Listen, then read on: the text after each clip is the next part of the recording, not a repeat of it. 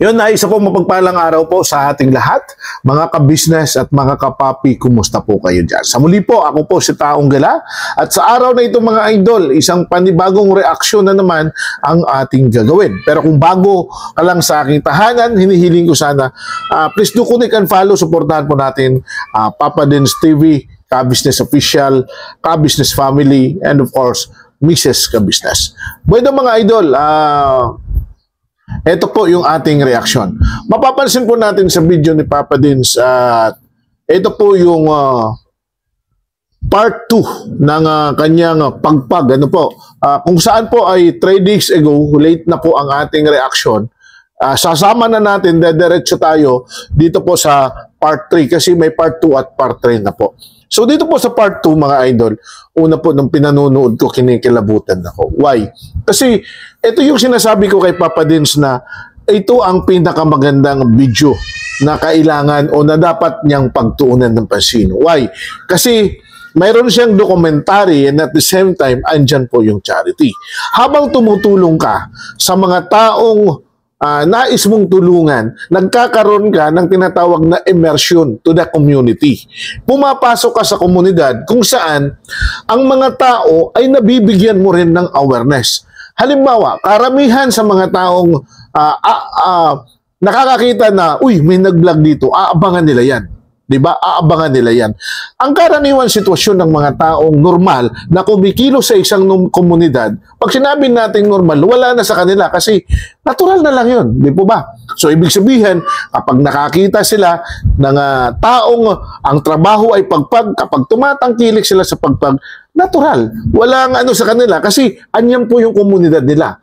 Pero, dahil nga sa nagkaroon ng awareness, dahil na-vlog ito ni Papa Dins at mapapanood nila, magkakaroon sila ngayon ng pag-a-analyze ng kanilang sitwasyon. So dito pumapasok yung kagandahan ng ganitong klaseng video. Hindi lang ang tinutumbok mo para baguhin ay ang taong tinutulungan mo, kundi ang tinutumbok mo rin para baguhin ay ang kaisipan at kamalayan ng mga tao sa loob ng komunidad na nasasakupan at mayroon disim karanasan. Hindi lang dito sa lugar nila. Halimbawa, kung doon po sa ibang lugar, ano po, sabihin natin sa Quezon City, sabihin natin sa Manila, sa Marikina, ano po, or even sa ibang lugar, sa malalayo, na may karanasan ng ganito, magkakaroon sila ngayon ng analisasyon dito sa message na ito.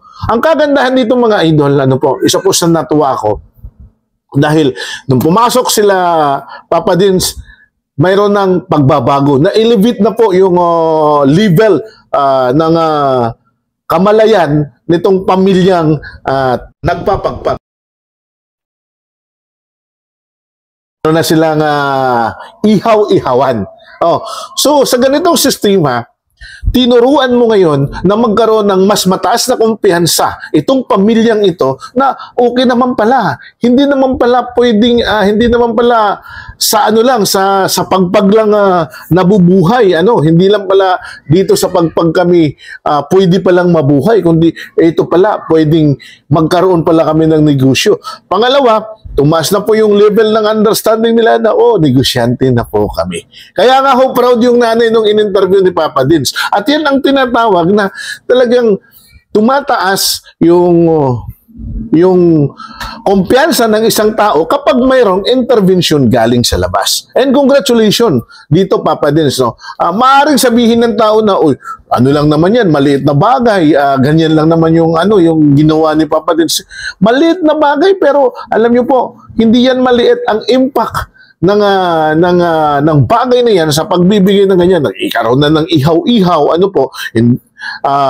hindi man ang naibigay ay isang napakalaking negosyo, pero ibig sabihin, doon pa lang, itinaas mo na yung kamalayan ng tao na pwede naman kayong gumawa ng business na ganito.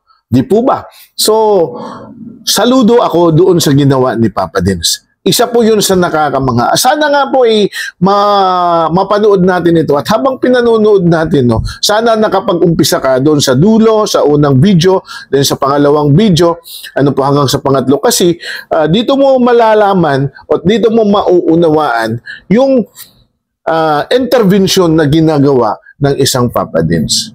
Bagamat mga idol, isa po sa nakikita ko rito, syempre, yung kakayahan din ni Papa Dins. Kasi una, sa sitwasyon ngayon na nagbabago yung sistema ng algorithm at revenue ng YouTube, di po ba, hindi naman sapat na malaki agad ang ibibigay ni Papa Dins. So, kumbaga, alam ko na kailangan ng tulong ni Papa Dins. Dito, papasok sana ang ating intervention bilang mga manunood, bilang nagnanais na tumulong na, uy, tika, pwede naman tayong magbigay ng konting ambag. Kung may kakayahan ka at willing kang tumulong dito, no? Para at least mas lalong, kumbaga, maramdaman ng mga taong ito na ito nga, talagang pagbabago ang ibinibigay sa akin dahil sa intervention ng isang Papa Dins. Now, punta tayo sa part 3 ng video. Dito sa part 3, 1 day before, 10,000. Okay. So, ito na po yung pagkakataon na mula sa pagiging negosyante, dinala naman ni Papa Dins sa lugar na kung saan hindi nila o matagal na nilang nararanasan. O hindi nararanasan. Matagal na nilang hindi na nararanasan ang buhay na ganito. Ano po yun? Yung kumain at magbanding sa labas. So dinala niya sa isang lugar, doon sa Mang Inasal, pinakain ni Papa Dins at nakita niya, habang kumakain, itong anak ng nagpapagpag ay talagang kumakain siya na sobrang saya. Yung ramdam niya, yung ramdam na na yung pagkain ay napakalinas, yung ramdam niya na ito yung pagkain na gustong-gusto nilang tikman, ito yung pagkain na gusto nilang kainin po sa araw. Isang pagkain na alam nila may kasiguruhan na malinas yung kanilang kakainin. So, napakagandang intervention yan na pinapasok mo sila sa isang lugar na hindi pa nila naranasan. O kung naranasan man nila noon, hindi nila kayang ulitin dahil sa kawalan ng kakayahan. So from part 2 to part 3, dito humanga ako. Although, medyo nalungkot ako kasi yung part 3 niya, 1 day ago is 10,000 views. So parang matitingnan mo naman yung views bumababa ng bumababa. Ito sana ang wag nating bitawan mga idol. Kasi sa lahat ng mga video ni Papa Dins, pinopromote ko itong pagpag. And the reason why is una, ito naman ang pamakong, ito man ang pamamaraan na makabigay tayo ng awareness. Pangalawa, ito po yung paparaan na mapush at mapush natin si Papa Dins sa mga ganitong video. Di po ba? Kasi ito po yung video na kung tawagin natin ay mayroon siyang storyline. Mayroon tinutumbok na direksyon. Hindi ko sinasabing walang direksyon yung kanilang mga ginagawang video noon. Pero dito, kumbaga, mayroon siyang konkreto kasi katulad niya ng sinasabi ko, hindi lang ang tinutumbok dito ay yung tinutulungan mo, kundi yung komunidad mismo. Yung tinatawag na immersion papunta sa community. Mayroon kasi siyang dual benefits sa mga ganyan. Ano po yung dual benefits? Aside doon na nagbibigay ka ng awareness sa mga tao, alam ko, si Papa Dins mismo, mayroon siyang nakukuhang karanasan na magagamit pa niya para mas lalong mapalakas ang kanyang abilidad bilang vlogger sa larangan ng pagcha-charity. Yun yung mga punto na gusto nating ipakita sa mga viewers. The reason why na gusto natin na sana masuportahan ang ganitong mga video. And by the way, congratulations kasi kung titingnan po natin mga idol, si Papa Dins ngayon ay 205 na, 204 noon, 205 na rin ngayon. So, tumaas na ang kanyang followers. Now, hopefully, sana ay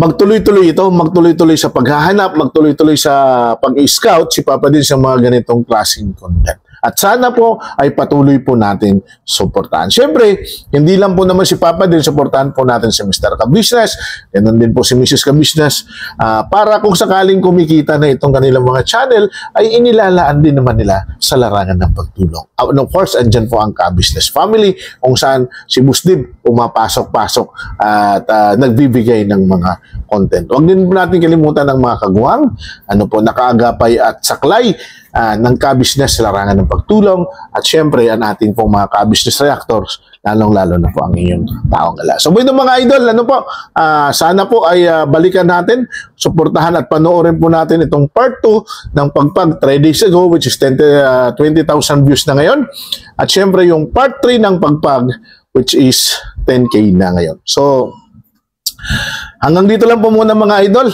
Marami pong salamat sa inyo at sana po ay patuloy din po naman ninyong subaybayan ang ating mga reaksyon. Pa-comment nga po mga idol kung ano naman po yung saloobin, babasahin ko. Maraming salamat. Bye-bye po muna pansamantala.